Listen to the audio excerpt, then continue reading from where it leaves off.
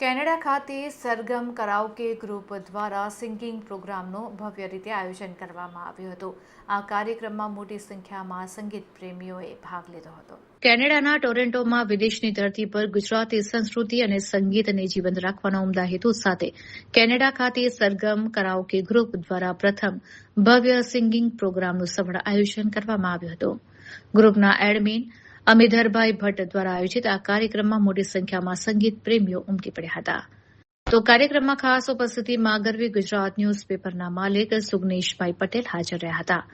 સંગીતની આ મહેફિલમાં જાણીતા ગાયક નરેન્દ્રભાઈ શાહ અને પ્રોફેશનલ સિંગર દર્શન પટેલના સુમધુર કંઠે ગવાયેલા ગીતોએ શ્રોતાઓને મંત્રમુગ્ધ કરી દીધા હતા.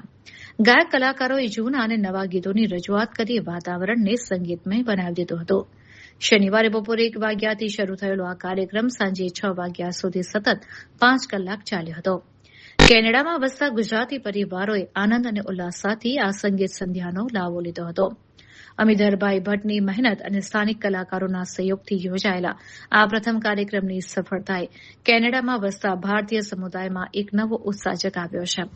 કાર્યક્રમના અંતે ઉપસ્થિત તમામ સંગીત પ્રેમીઓએ આ સુંદર આયોજનને બિરદાવ્યું હતું.